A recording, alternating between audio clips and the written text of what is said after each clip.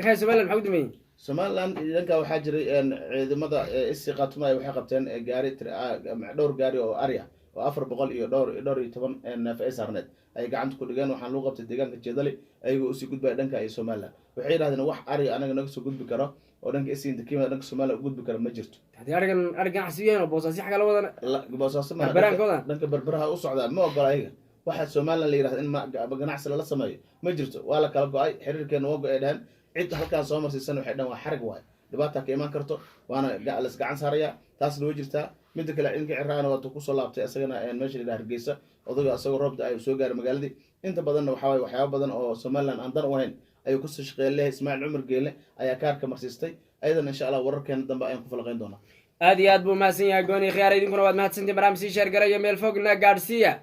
كمان برامج كان انت ايام كوسو غبغويننا انت برامج ميدا ku kulmi doona waxaan idinkaga tagaynaa sida ayana wad galiyo